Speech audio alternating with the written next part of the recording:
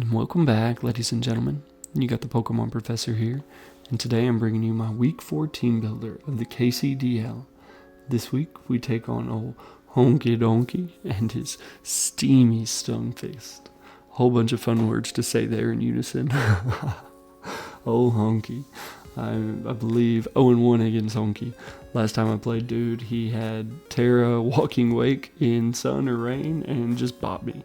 I tried to bring that gas, right? The Absorb Bulb, Tornadus Therian, and it just didn't work. Truth be told, it did not work. So I'm coming for dude's head here. And he's got a threatening team, right? He's got the Calyrex Ice, Dragapult, Great Tusk, Mandibuzz, Tinkaton, Swalot, Shaymon, Avalugg his Sui, and Terragrin. But before we get into what I think he's bringing and why he's bringing it and why I'm bringing what I'm bringing, go ahead and drop a sub, man. We are 9 away from 400. And truth be told, I'd love to hit 5. I'd love to hit it. So let's get back to our regular scheduled Pokemon content. So looking at my opponent's team, I think Calyrex has to come. It is your first round, first pick overall. Thing is a threat. I think you're probably Boots, Trick Room, Glacial Lance, maybe CC, definitely Seed Bomb. If not CC, I think you could be Psychic, right? Calyrex is a box art legendary. You go something like Brave Nature, maybe even invest some stuff for Psychic, so you can have a way to hit my Zamazenta Crowned. Outside of that, could see something like an SD set, could be Colberberry, Trick Room, something like that. But I definitely want to take advantage of it if he is not Boots. I'd seen in the past where he has led with like a weakness policy, Calyrex. So that's definitely going to play into the way I lead into this match, because I don't want to just get 6-0'd off rip. But that thing's definitely coming. Dragapult, I think, is a must bring as well. You got to be scared about Dragapult. Could be banded. I don't have a natural fairy type on my team, so banned Outrage, banned Dragon Dart, banned Phantom Force, right? All of those things hit super hard. Could be DD set with something like Colbert to try to survive the knock. Could be Berry for something like the Shadow Sneak on Giratina. So all of these things are possibilities. I'm definitely worried about a Will-O-Wisp set as well. Specs, you gotta respect it. I just talked about not having a fairy type and Bandit Outrage. Specs Draco, Specs Shadow Ball. A lot of these things are hard to switch into for a boy. So that thing's coming. Great Tusk I could see coming for sure. Maybe AV. I think you go Ice Spinner, Knock, EQ for sure. If not AV with like Rapid Spin, I think you bring something like a bulk up set. Could be Booster Defense to try to handle my Zamazenta Crown and then bulk up alongside it. Because if I'm not running the, Psychic Fangs to hit it for super effective damage, if I'm not running the Iron Defense set, I think that Great Tusk is really just a threat for my team to deal with. Mandibuzz, I definitely see coming. I think you're going to be that bold whatever set or impish, whatever it is, plus defense, minus special attack. I'm going Foul Play, U-Turn, Defog Roost. If not Defog, definitely Toxic. It's just, I've got Sand, Mandibuzz. It has Overcoat. It is a flying type. It gives you good pivoting, gives you good hazard control. Foul Play is just solid to hit stuff like an Excadrill. Giratina Origin doesn't want to take it. So definitely see that coming. Next one I see is Terra Greninja. Terra Greninja is weird because I feel like being Terra, you almost pigeonhole yourself into the Battle Bond set. Because the whole Protean setup with the Terra type, like it just takes the priority. So I definitely see Battle Bond Terra Greninja, and truth be told, I'm thinking you're like Terra Water, loaded dice, right? Maybe even Modest. Just trying to get the most bang for your buck from Water Shuriken to pressure something like the Excadrill to hit really hard on the special side against Zamazenta Crown. Could be Specs, right? But I think loaded dice, Terra Water Greninja, sorry. I think that's the set this week with either Low Kick or Brick Break to try to hit my T-Tar. Maybe U-Turn, maybe Dark Pulse, maybe Focus Blast. but I think you do have a physical fighting type attack to hit the T-Tar. And then the last one is kind of a toss-up. I could see Tinkaton coming. I think a air balloon, pickpocket SD set is just a fucking nuisance. Give you the bulldoze, right? Lower the speed tiers of certain mons. You can take a hit with the air balloon, so you're not as worried about Excadrill or even the Zamazenta Crowned. So I think that could be just an annoying set for me to deal with. I don't take a +2 play rough real well. Nothing takes a +2 Gigaton Hammer real well, except for Zamazenta Crowned, I might add. But I could also see Shaman, right? Because I've got a Sandseed. Here's a grass type. I could see Scarfed Healing Wish. Scarf gives them the jump on the Zamazenta Crowned, so like Scarfed Earth Power is really nice as well. I could see, because you don't want to go Scarfed with me having a Giratina Origin and a Mesprit, the Levitate users, I could see some kind of crazy Subseed set. Definitely a pain, but those are the 6 or 7 that I see coming, and because of that, I'm bringing what I'm bringing. And the first one is Ponyo, running the AV Alomomola. 248 in my HP, 44 in my defense, and then 216 in my SPDEF. This thing is here to be my SPDEF check, right? We talked about not having a fairy type, but what is a Choice Specs Draco from Dragapult to an AV Alomomola? Modest Choice Specs Shadow Ball, I believe, is a 4-hit KO on this thing, which is just insane. A timid Choice Specs Dark Pulse is a 4-hit KO, a 99.9% chance to 4-hit KO AV Alomomola. This thing just eats hits for days. It can come back in, it can flip turn around, right? It kind of forces my opponent's hand. I've got the play rough because maybe you are the DD set on Polt. I've already been able to tell you're trying to get greedy, it's coming down to it. I've got the Scald because maybe you think I'm going to flip turn, you go into the Calyrex Ice. If I could catch a burn on that, Dragapult, a Greninja, even a Mandibuzz, right?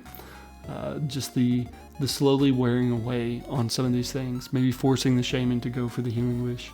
All of that could just be game changing. The play rough is there to hit something like the Mandibuzz for a little bit more damage, the Dragapult for a little bit more damage, the Greninja for a little bit more damage. Just kind of spammable against my opponent's team, and I'm hoping it puts in the work this week.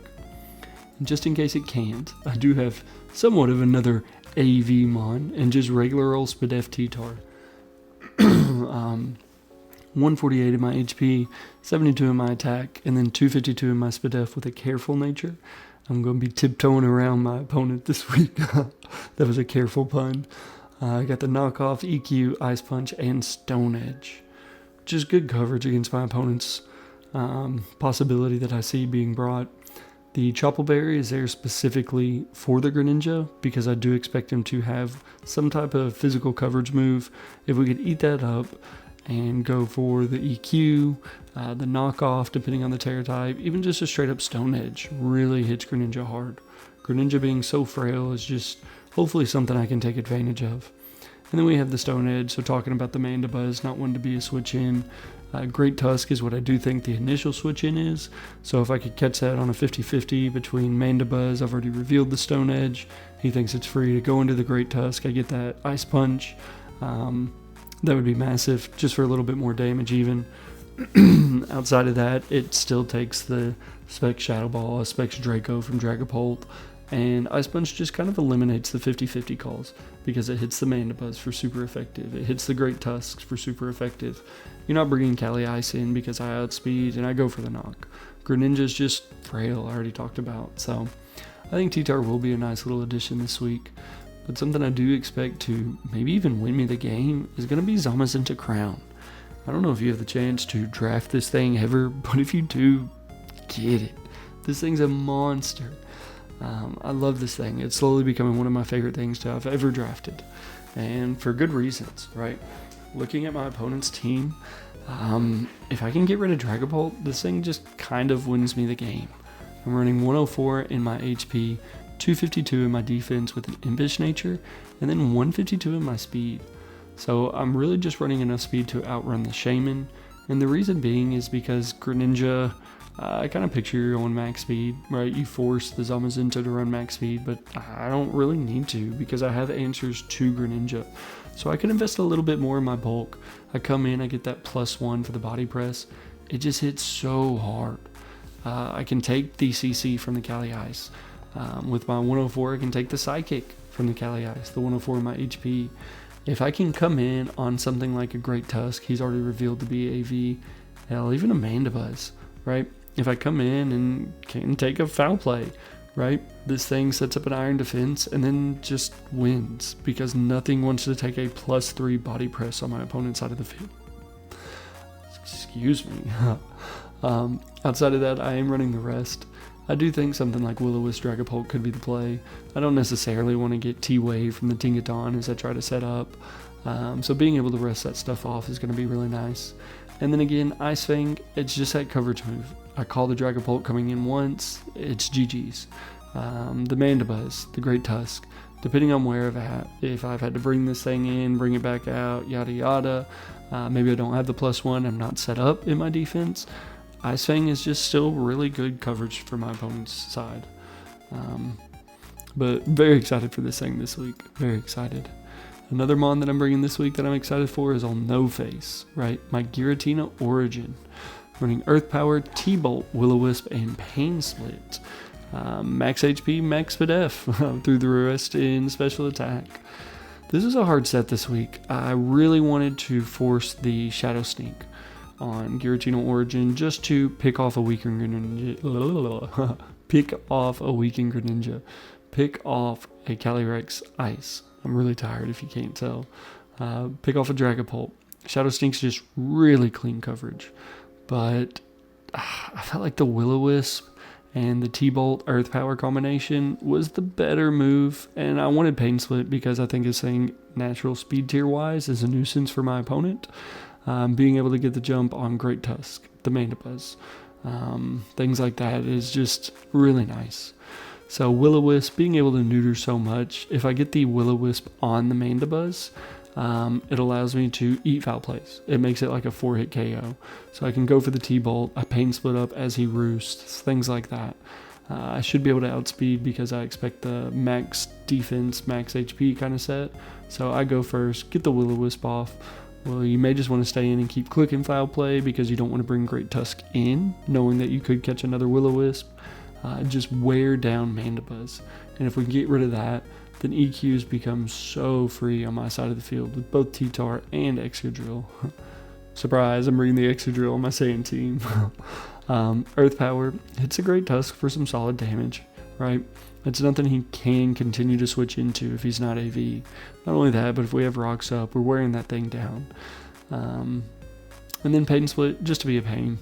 I think this thing's going to force switches, and if we can Pain Split up, maybe we are already weakened and Calyrex Ice comes in, we at least get good chip damage off. Maybe I don't want to risk the burn, or I've already missed a Will-O-Wisp, I don't need to say that. But just a good longevity move that allows me to stick around. The heat of the week, I guess I should say, is going to be Mesprit, Vodka, running the knockoff, U-Turn, Stealth Rock, and Charming. 80 in my HP, 252 in my defense, 116 in my SpDef, and then 60 in my speed with an impish nature. Crazy set. I am Terra Poison this week. I'm Terra Poison, and I kind of expect to Terra almost immediately. The reason being is it takes away the knockoff / foul play weakness there and makes it a resist. Could definitely see Toxic coming on the Mandibuzz. So going for that, Mandibuzz really doesn't have a way to hit me. If I can go for the knockoff, get rid of that thing's boots, I get up rocks, that thing's being worn down every time it wants to switch in, I can just stay in there and U-turn out. I can take a hit. U-turn's really nice for momentum because expecting knock, Ice Spinner, and EQ on the Great Tusk. Definitely Ice Spinner, EQ, but with my Levitate ability, I'm not worried about the ground weakness, and we're max defense, impish. We can take an Ice Spinner. Not only that, but we can go for a Charm. Trying to think about what my speed tiered. We can take a Charm. We can give out a Charm. Excuse me. Give out a Charm.